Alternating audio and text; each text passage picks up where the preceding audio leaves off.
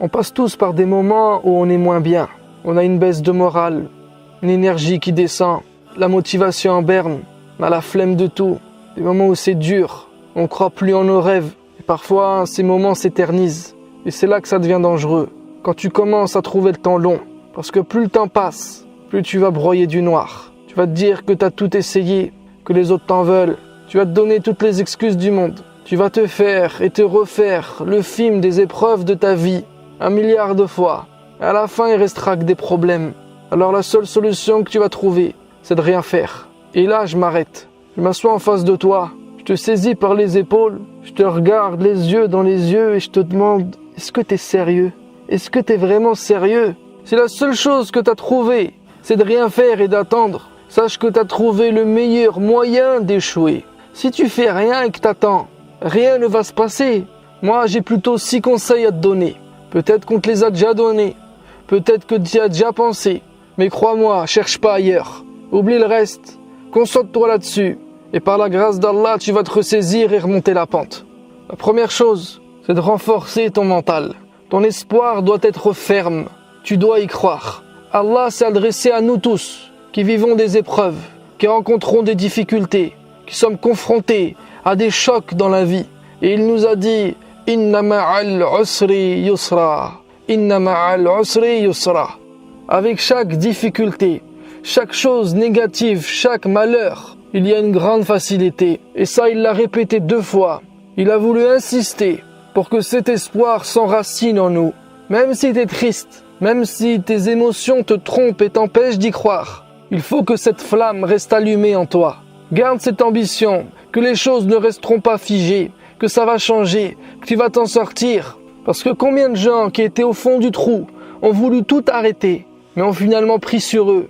Ils ont patienté, ils ont relativisé, ils ont vécu des périodes très dures, puis le temps a passé. Mais un jour, ils ont fait une nouvelle rencontre, un autre, ils ont eu une nouvelle opportunité.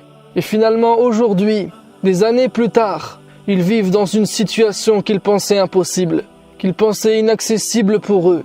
Et aujourd'hui, ils se disent, ils me disent, ils te disent, heureusement que je n'ai pas tout arrêté. Et ça, c'est un conseil en or. Qui que tu sois, quelle que soit l'épreuve que tu vis, continue d'y croire et continue d'agir. Parce que d'une part, celui qui t'éprouve est Allah, et Allah ne t'éprouve pas plus que tu ne peux supporter. Et d'autre part, ce sont les petits cailloux, les petits rochers qui font les grandes montagnes. Donc continue d'agir pour sortir de cette situation, et un jour ça va payer. Deuxième chose, réalise que c'est normal d'être éprouvé. Normal d'être triste parfois, ou d'avoir une baisse de morale.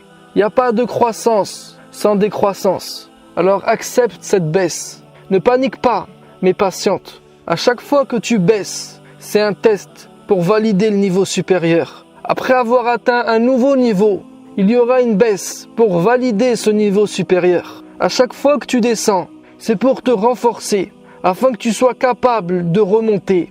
Et si tu as réussi à remonter une nouvelle fois, une 3e fois, une 4e fois, c'est que c'est bon, tu pourras plus retomber. Allah t'éprouve jusqu'à ce que tu valides. Une fois que tu as validé, il t'élève. Il ne va pas mesurer ta force à ta capacité de monter au sommet, mais il la mesure dans ta capacité à y remonter après y être tombé. Tout ce que l'on vit sont des tests pour voir ce que l'on mérite vraiment. On doit être en reconstruction permanente. On doit renaître à chaque instant.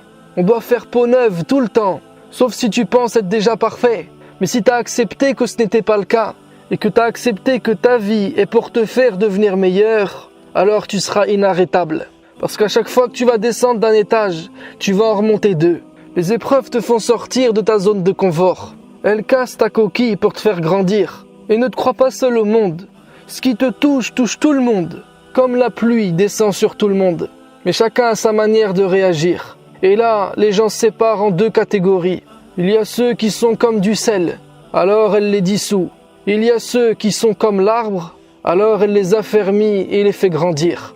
Donc ne t'inquiète pas, c'est normal d'avoir des coups de moins bien.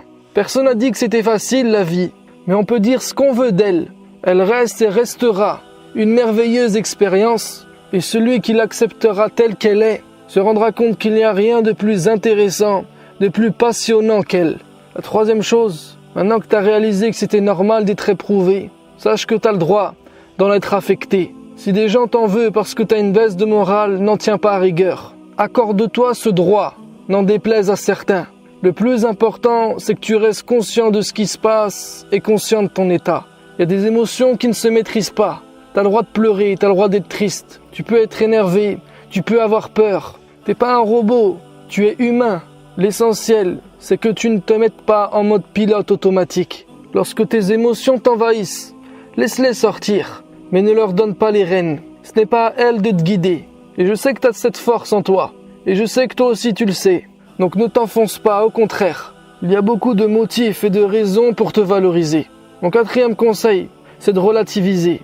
Quelle que soit l'épreuve que tu vis, sache qu'il y aura toujours une personne qui a connu pire et qui l'a surmonté. Peut-être même que tu déprimes vraiment pour rien du tout. Et si tu observes bien, la plupart des raisons qui provoquent des dépressions sont liées au matériel. C'est pour ça que tu verras plus de dépressifs chez les riches que chez les pauvres. Les Français, par exemple, sont les plus grands consommateurs d'antidépresseurs au monde, car trop de matériel fait oublier la valeur de l'essentiel. En vrai, on n'a pas besoin de grand-chose pour être heureux.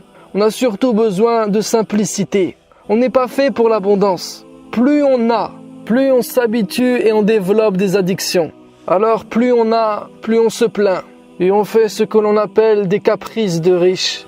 Pour aller mieux, tu devrais sûrement te débarrasser de certaines de tes possessions. On aspire tous à l'intérieur de nous au minimalisme, à simplifier. Et lorsque tu reviens à la nature, au naturel, tu te rends compte qu'il est simple mais grandiose. Alors que le matériel, lui, est sophistiqué, mais il est vide. Enfin, médite sur tout ça et relativise. Si tu fais ce travail sérieusement, tes problèmes vont devenir de plus en plus petits à tes yeux. 5e conseil, cherche le khayr. Cherche les avantages dans les choses qui te contrarient. Et ça vaut le coup de partir en exploration.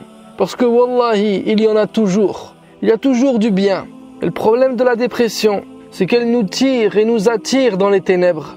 Elle nous met dans le noir, nous ligote les mains pour pas qu'on trouve la lumière. Et c'est là que tu vas tout perdre. Tu vas commencer à penser que ta douleur actuelle va t'accompagner indéfiniment. Tu vois plus le bout, tu vois plus la fin. Tu auras le sentiment du devoir accompli, que tu as déjà cherché partout, que tu trouveras jamais. Et là, tu vas commencer à te poser des sales questions. Tu vas te dire, pourquoi endurer une telle douleur s'il n'y a pas d'issue? Pourquoi demeurer dans cet état s'il y a moyen d'abréger ses souffrances? Et là, ça devient chaud. La situation devient tendue. Pour en être préservé, il faut réussir à se pencher sur le positif de chaque situation. Et mon 6e et dernier conseil, c'est de remplacer le mal par le bien. Tout d'abord en te changeant toi-même, en changeant tes péchés par des bonnes actions, car il se peut que la cause de tout ça soit des péchés que tu as commis, des choses que tu as mal faites ou des choses que tu n'as pas faites. Et également en transformant le mal que tu subis en un bien que tu provoques. Par exemple, si quelqu'un t'a fait du mal en colportant des calomnies sur toi, eh bien fais le bien en réconciliant 2 personnes. C'est un exemple, mais transformer le négatif en positif est le meilleur moyen de passer à autre chose. Enfin voilà mes 6 conseils. Lorsqu'on a la tête dans le guidon, qu'on vit des moments difficiles, on se dit plus tard, j'en rigolerai. Bien moi je te dis, pourquoi remettre ça plus tard? Pourquoi ne pas commencer maintenant? Sur ce, je te dis à la prochaine vidéo, Inch'Allah.